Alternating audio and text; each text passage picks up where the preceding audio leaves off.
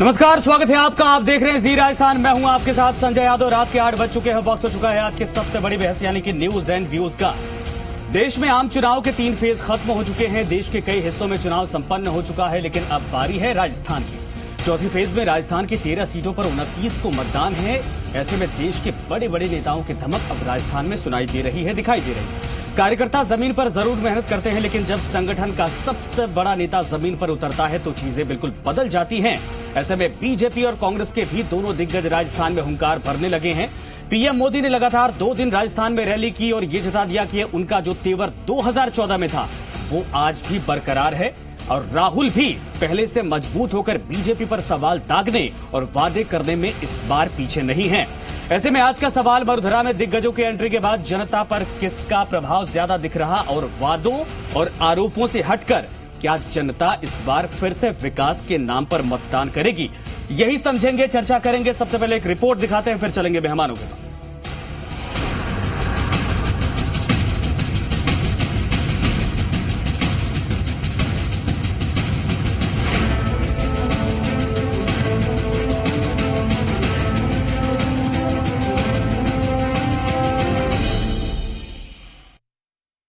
चौकीदार चोर है, चौकीदार मजबूत इरादों से काम करता है।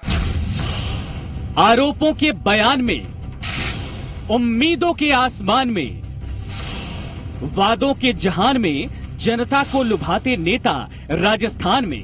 मरुधरा के मैदान में सियासी पहलवान अपने अपने पक्ष में जनता से वोट मांग रहे। वोट की इस बंदर बाट में नेता अपने अपने तराजू से जनता के वादों को तोल रहे हैं और खुद को सबसे मजबूत बता रहे हैं। राजस्थान के रण में पीएम मोदी और राहुल गांधी के वादों में दमदार टक्कर दिखाई दे रही है। आपका ये चौकीदार वादों से नहीं,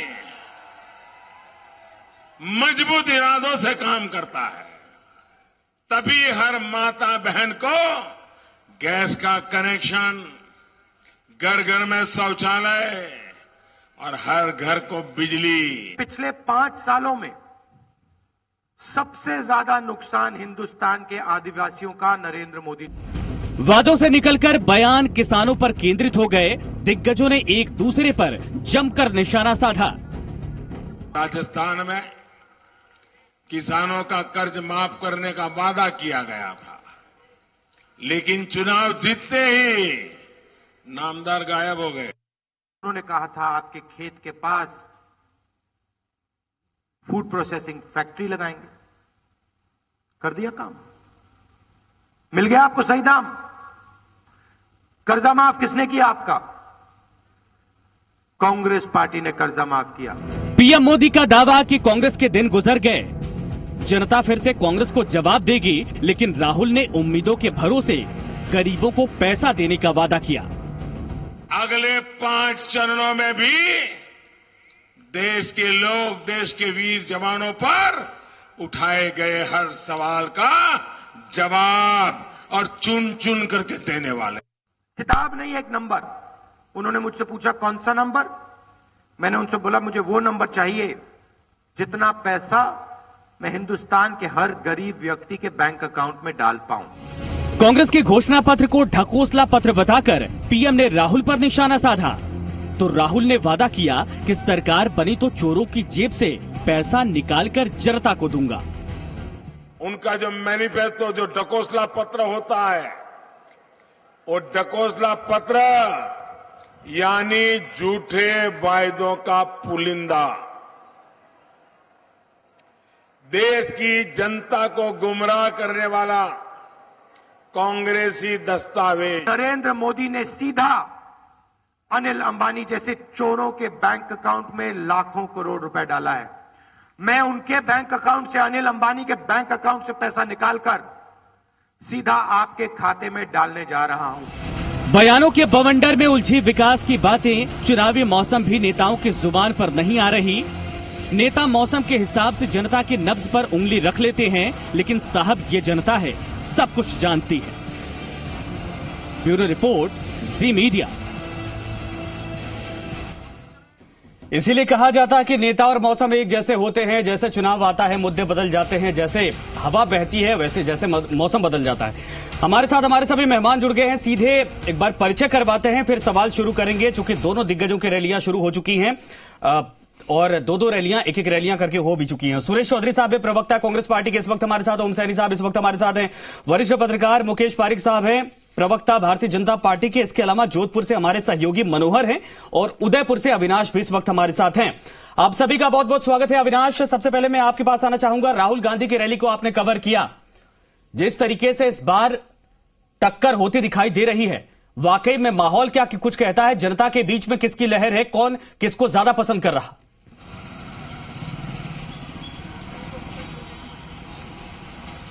देखिए, अगर राहुल गांधी की रैली की बात करें तो आज की रैली बेहद महत्वपूर्ण राहुल गांधी की ये रैली मानी जा रही है। आदिवासी क्षेत्र में राहुल गांधी ने आज विशाल जनसभा को संबोधित किया। ये वो वर्ग है जो भी कभी कांग्रेस का बड़ा वोट बैंक होता था, परंपरागत वोट बैंक होता था, लेकिन पिछले कुछ समय से देखें तो कांग्रेस से ये छिटक के भारतीय जनता पार्टी और एक तीसरे मोर्चे बीटीपी में शिफ्ट हुआ है। लेकिन क्योंकि राहुल गांधी को और कांग्रेस को पता है अगर मेवाड़ की सीटों को जीतना है तो यहाँ के आदिवासियों को वोटों को अपने पक्ष में करना पड़ेगा। तो तमाम जब आज राहुल गांधी का जब अपना संबोधन शुरू हुआ तो उन्होंने सीधा पहला हमला जो है वो नरेंद्र मोदी के ऊपर बोला और साफ कहा कि नरेंद्र मोदी सरकार ने आपके साथ अन्याय किया है और हम आएंगे और आपके साथ न्याय होगा। जो राहुल गांधी ने 72,000 रुपए का जो सालाना गरीबों को खाते में देने का कर रहे हैं, तमाम वो बातें कही जिससे कि जो आदिवासी गरीब वोटर है जो फिर से कांग्रेस, ठीक है, यानी कुल मिलाकर कहा जाए कि जहां जहां पर उनको स्कोप लगता है कि उनकी न्याय योजना से सीधा फायदा हो सकता है, राहुल गांधी उन क्षेत्रों को मजबूती से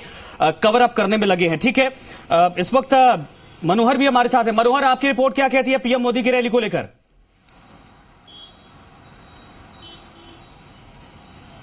बिल्कुल संजय, जिस तरीके से जो चुनाव प्रचार का अभियान है वो जो शोर से चल रहा है और जो पहले चरण का चुनाव जो होने जा रहा है और उसमें मारवाड़ के अधिकतर जिले शामिल हैं। जो कल ही प्रधानमंत्री मोदी ने जो रैली को यहाँ जोधपुर में संबोधित किया था, तो उसके बाद से यहाँ की कुछ फिजाओं में थोड़ा सा बदलाव आ रहा है। हालांकि विरोधी खेमा भी इसको लेकर के चिंतित जरूर है कि मोदी की रैली के बाद में जोधपुर के जो मिजाज है और जो जिस तरीके ट्रेडिशनल जो वोटर्स और जो जिस तरीके का जो प्रचार चल रहा था उसमें कितना चेंज आएगा, उसको लेकर के कांग्रेस के जो खेमे में है विचार विमर्श जरूर शुरू हो चुका है।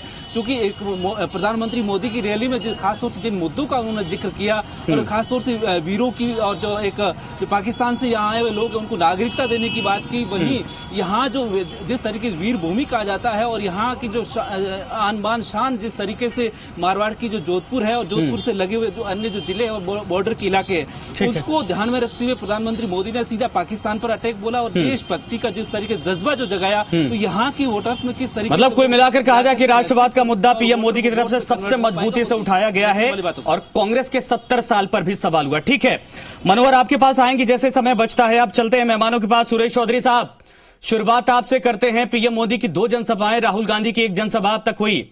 जैसे जैसे चुनाव नजदीक आते जा रहा है, पीएम मोदी की जनसभाओं के बाद कांग्रेस पार्टी कितनी खुद के लिए चुनौती मानती है इस वक्त?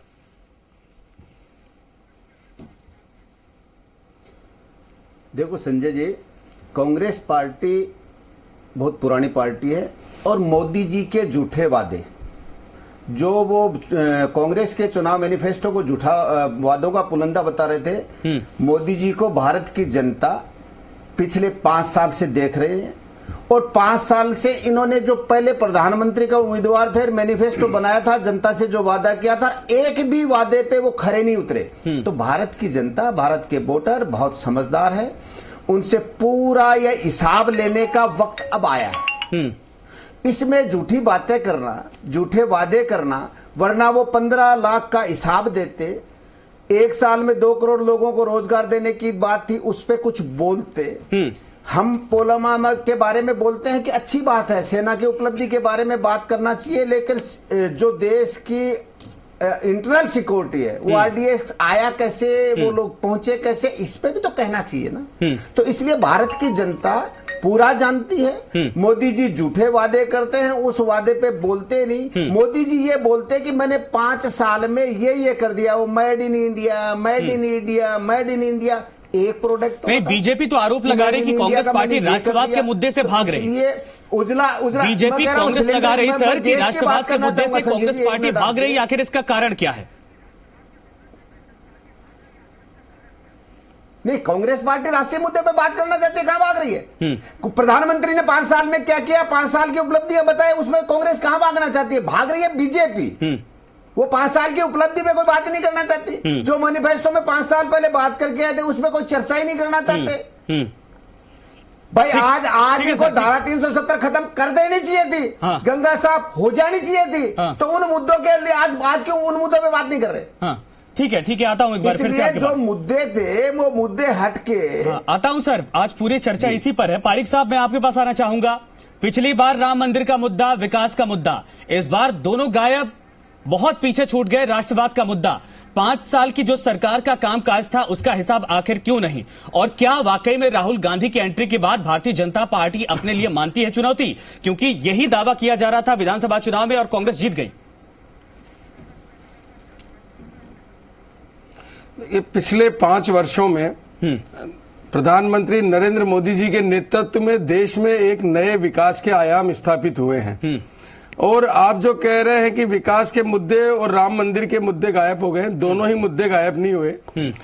कांग्रेस के राष्ट्रीय अध्यक्ष राहुल गांधी के द्वारा बार बार जिस प्रकार की बात की गई और चौकीदार चोर है और इस प्रकार की जो बातें की, जिससे अभी चुनाव आयोग के द्वारा भी उनको लताड़ लगी, उन्होंने माफी मांगी और उसके बाद फिर वो इस प्रकार की बातें कर रहे हैं। आज विषय ये है कि आज ये कह रहे हैं कि हम जनता के साथ न्याय करेंगे। जिस पार्टी का सरकार में 50 साल से ज्यादा समय तक जिस पार्टी ने यहाँ पर सरकार चलाई हो देश में, आज वो कौन सा न्याय देने की बात कर रहे हैं? क्या 50 साल पहले उन्होंने क्यों नहीं आज तक जनता को न्याय दिया? और अगर वो कुछ करते तो आज नरेंद्र मोदी को देश की उन गरीब महिलाओं के लिए उज्ज्वला योजना की जरूरत नहीं पड़ती कि जिनको ये देखना पड़े, जिन्होंने अपनी आंखें उसमें लकड़ी में फूंक दे दे के अपनी आंखें खराब की, आज उसकी जरूरत नहीं पड़ती। आज 8 करोड़ से अधिक शौचालयों का निर्माण नहीं करवाना पड़ता अगर कांग्रेस ने 50 साल कुछ काम किया होता। आज गांव में ऐसे गांव जो आजादी के बाद इतने साल बाद तक जिन्होंने बिजली का बल्ब नहीं देखा, उन गांवों में बिजली नहीं पहुंचानी पड़ती अगर कांग्रेस ने 50 साल में कुछ काम किया होता।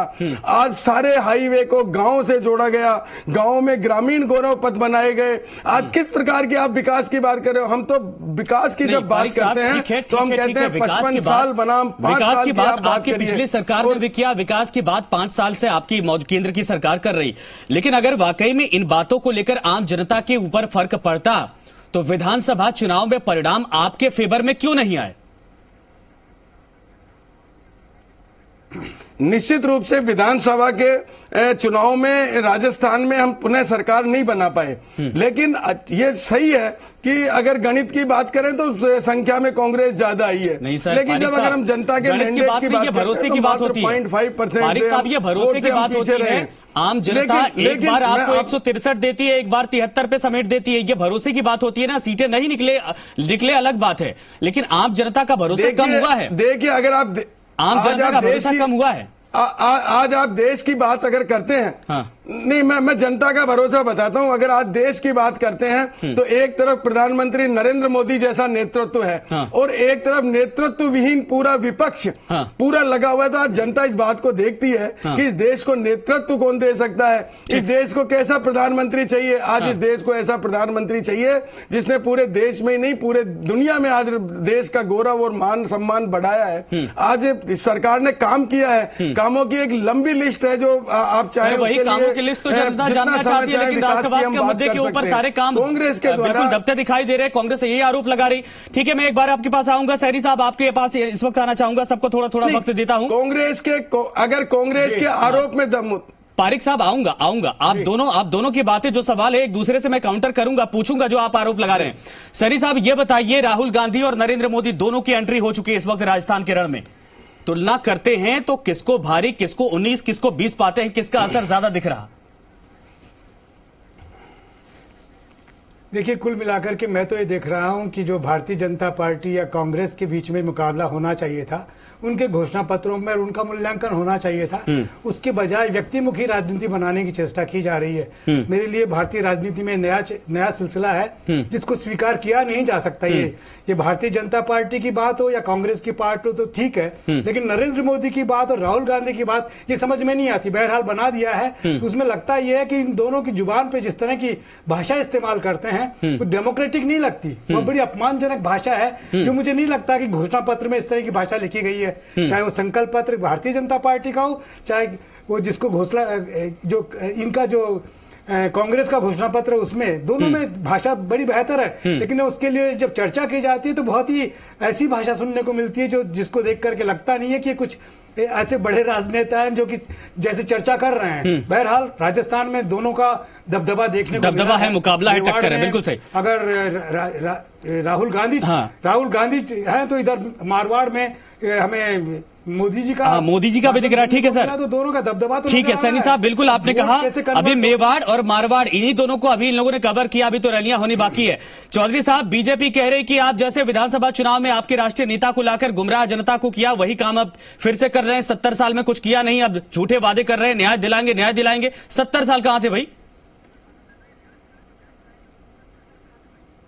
देखो, मैं संजय जी कहना चाहूंगा कि भारत में 75 साल देश को आजाद हो गए, 33% राज इन्होंने भी किया है।